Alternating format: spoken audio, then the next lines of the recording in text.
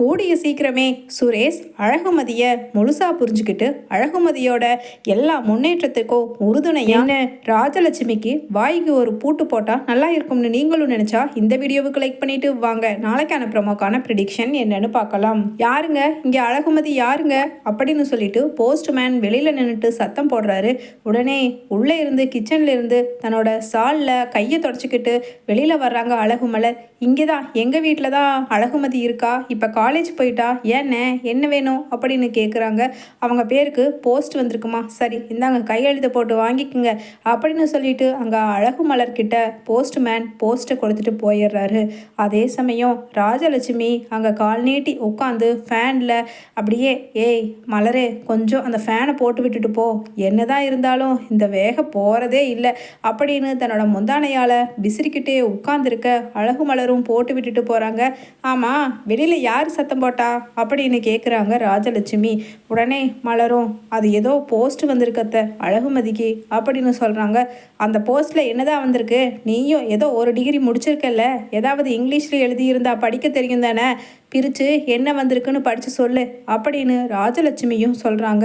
உடனே மலரும் ஆஹா நான் மாட்டேன் அத்தை, ஏன்னா இது அடுத்தவங்களுக்கு வந்த லெட்டரை நான் படித்தா அது ரொம்ப அசிங்கம், அது ஒரு அநாகரிகமான செயல் அப்படின்னு சொல்ல உடனே ராஜலட்சுமியோ என்னமோ கூட பிறந்த அக்கா தங்கச்சியாட்ட ரெண்டு பேரும் பாச மழை பொழிஞ்சிங்க, ஆஹா அப்படி கூட சொல்லக்கூடாது, ஒட்டி பிறந்த ரெட்டை பிள்ளைங்களாட்ட அவ உன்னை சுற்றி வரவும் நீ அவளை சுற்றி வரவும் என்னமோ ரொம்பத்தான் ஒத்துமையாக இருந்தீங்க, இப்போ இந்த லெட்டரை பிரித்த மாயம் உன்னோடது என்ன குறைஞ்சி போக போகுது, கொண்டா உனக்கு பிரிக்க முடியலன்னா நான் பிரித்து எங்கே உங்கள் மாமனார் கூப்பிடு அவரை படிக்க சொல்கிற அப்படின்னு ராஜலட்சுமி சொல்ல உடனே மாமா மார்க்கெட் போயிருக்கிறார் அத்தை அப்படின்னு சொல்கிறாங்க.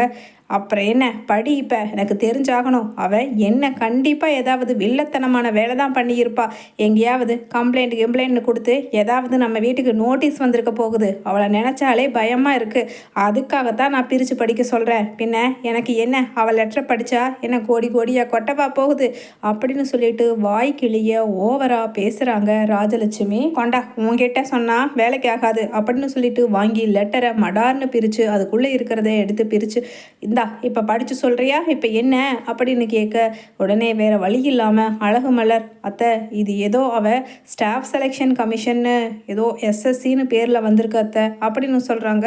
உடனே அப்படின்னா என்ன, எனக்கு அதெல்லாம் தெரியாது, தமிழில் படித்து சொல்லு அப்படின்னு சொல்ல எனக்கும் அதெல்லாம் தெரியாது அத்தை அப்படின்னு மலுப்பலாக சொல்லிட்டு உள்ளே போயிடுறாங்க மலர். அதே சமயம் இதில் என்ன இருக்குதுன்னு தெரிஞ்சாகணும், ஏதாவது பெட்டிஷன் போட்டிருந்தானா அதை கிழித்து வீசிடலாம் அப்படின்னு அந்த லெட்டரை எடுத்துகிட்டு அப்படியே முந்தானையால் கழுத்தை தொடச்சிட்டு வேகாத வெயிலில் வெளியில் போய் நின்று பக்கத்து வீட்டில் இருக்கிற கமலா கமலா உன் புள்ள வீட்டில் இருக்காளா அப்படின்னு சத்தம் போடுறாங்க ராஜலட்சுமி. ஆமாக்கா ஏன் அப்படின்னு கேட்க இந்தா எதுக்கு ஒரு லெட்ரு வந்திருக்குது, அது என்ன ஏதுங்கிறத கொஞ்சம் படித்து சொல்லணும், அப்புறம் மலருக்கு இங்கிலீஷ் எல்லாம் படிக்க தெரியும், ஆனால் இந்த அளவுக்கு எல்லாமே இங்கிலீஷில் வந்திருக்கிற லெட்டரெல்லாம் படிக்க தெரியாது, என் புள்ள சுரேஷும் பாக்கியராஜும் வேலைக்கு போயிட்டாங்க, சின்ன மருமக கூட காலேஜுக்கு வேலைக்கு போயிருக்கா, அதனால தான் அப்படின்னு சொல்லிட்டு சிரிக்கிறாங்க அசிங்கமா ராஜலட்சுமி.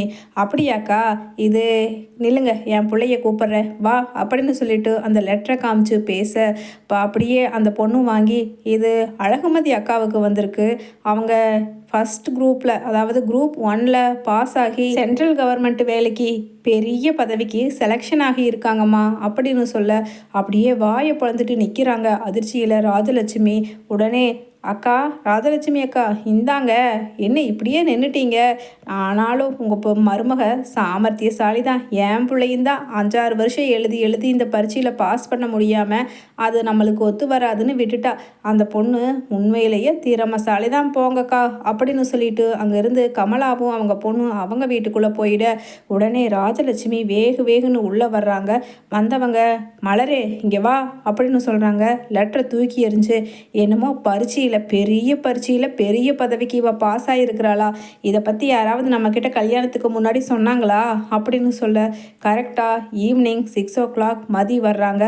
உடனே அங்கேயே நில்லு சுரேஷ், உன் பொண்டாட்டி என்ன வேலை செஞ்சுருக்கா தெரியுமா அப்படின்னு சொல்ல உடனே அங்கே சுரேஷும் அம்மா என்னம்மா வேலை அப்படின்னு கேட்குறாரு. அது என்னமோ பரீட்சை எழுதி பெரிய பதவிக்கு வேலைக்கு செலெக்ஷன் ஆயிருக்காளாம். இப்போவே இந்த ஆட்டம் போடுறா. இன்னும் கொஞ்சம் அந்த வேலைக்கும் போயிட்டா அதுக்கப்புறம் நம்மளெல்லாம் ஒரு துளிக்கு எங்களை மதிக்காதி போகுதுடா சுரேஷு. ஆயுசுக்கும் உன் கூட வாழ போகிறவ அவள் உன்னை மதிக்கலைன்னா நீ எப்படிரா? உன் புள்ளக்குட்டியே வந்தாலும் உன்னை மதிக்காத அளவுக்கு தான் இவ சொல்லி கொடுத்து வளர்த்துவா அப்படின்னு சொல்லிட்டு மதியை பற்றி என்னென்னமோ ரொம்ப அட்வான்ஸ்டாக கேவலமாக தேவையில்லாத கற்பனை பண்ணி பேச ஆரம்பிக்கிறாங்க. அக்கா என்ன சொல்கிறாங்க இவங்க, எனக்கு ஒன்றும் புரியலை அப்படின்னு மதி சொல்ல, இந்த லெட்டரை படிமதி அப்படின்னு கொடுக்க, காட் நான் குரூப் 1ல் எஸ்எஸ்சியில் செலெக்ஷன் ஆகியிருக்கேனா, எனக்கு ரொம்ப சந்தோஷமாக இருக்குது. நான் அட்டம் பண்ணியிருந்தேன், கிளியர் பண்ணுவேனாங்கிற அளவுக்கு ஒரு ஐடியாவில் எனக்கு தோணலை. ஆனால் இப்போ தான் எனக்கு காலேஜில் சீனியர் ஸ்டாஃப் பொசிஷன் கிடச்சி கவர்மெண்ட் ஜாபுக்கு மாற போகிற நேரத்தில் அது கிடைக்காம போயிடுச்சுன்னு இன்றைக்கி தான் ரொம்ப அப்செட்டில் வந்தேன். ஆனால் அதை விட ஒரு 10 மடங்கு சம்பளம் அதிகமான இந்த போஸ்ட்டுக்கு நான் செலெக்ஷன் ஆகியிருப்பேன்னு நினைக்கவே இல்லை அக்கா அப்படின்னு சொல்லிட்டு மலர்கிட்ட சொல்கிறாங்க மதி. உடனே சுரேஷ், என்னது குரூப் 1ல் நீ பாஸ் ஆகியிருக்கியா, நம்ப முடியலையே கொடு அப்படின்னு லெட்டரை பிடுங்கி பார்க்க, ஏன் நான் பாஸ் ஆகக்கூடாதா? இப்படி எல்லாரையுமே குறைச்சி மதிப்பிடுறது தான் உங்களோட போலீஸ் புத்தியா அப்படின்னு சொல்ல, உடனே ராஜலட்சுமியோ, பாத்தியாடா சுரேஷு, பாத்தியா இப்போவே இவ ஆரம்பிச்சிட்டா, இனி எங்கே போய் முடிய போகுதோ, நம்ம முக்காடை போட்டுட்டு மூளையில் உட்கார வச்சிருவா என்ன அப்படின்னு சொல்லிட்டு ராஜலட்சுமி புலம்புறாங்க. அம்மா இதில் மட்டும் மதி வேலைக்கு போனால் எவ்வளவு சம்பளம் வரும் தெரியுமா அப்படின்னு சொல்லிட்டு கேட்க, ஸ்டார்டிங்கே 1.25 அதாவது லட்சம் சம்பளம் கிடைக்கும் அப்படின்னு சொல்ல, உடனே ராஜலட்சுமியோ, டேய் இவ சம்பளத்தை தூக்கி குப்பையில் போடு, எனக்கு அடங்கி ஒடுங்கி வீட்டில் சமைச்சு புருஷன் பிள்ளைங்களை பார்த்துக்கிற மனைவி தான் வேணும் உனக்கு. இப்படி ஒன்று இவ சம்பாதிச்சுட்டு திமிர் பண்ணிக்கிட்டு திரியிற பொண்டாட்டி தேவையில்லடா சுரேஷு, அதனால் அந்த வேலைக்கு போக வேண்டான்னு சொல்லிடு அப்படின்னு சொல்ல, உடனே அம்மா அது எப்படிம்மா, அது அவளோட திறமைக்கு கிடைச்ச பரிசு, அவளோட வாழ்க்கை, அவதானமா அதில் முடிவெடுக்கணும், இதில் நான் தலையிடுறது என்னால் முடியாதுமா அப்படின்னு சொல்லிட்டு சுரேஷ் சொல்ல, உடனே அழகுமதி மனசுக்குள்ள சுரேஷை பார்த்து ப்ரௌடாக நினச்சிக்கிறாங்க. உடனே நீ என்னடா, நீ அவளை தொட்டு தாலி கட்டின புருஷன், நீ சொன்னால் அவள் கேட்கணும், அதை விட்டுட்டு அவளோட வாழ்க்கையா, இதெல்லாம் எப்படிடா பேசி பழகுன அப்படின்னு சொல்ல, கரெக்டாக தங்கராஜ் வர்றாரு. அங்கே சந்தோஷமாக உள்ளே வர்றாரு தங்கராஜ். எப்படியா இருந்தாலும் இன்றைக்கி அவன் அங்கே பிரின்சிபல் உனக்கு வேலை இல்லை, கவர்மெண்ட் வேலை கிடைக்கலன்னு சொல்லியிருப்பாங்க. அதனால் டென்ஷனில் ரொம்ப கேவலமான மூஞ்சியோட வந்திருப்பா. அவளை பார்த்து கொஞ்சம் என்ஜாய் பண்ணிட்டு போகணும்.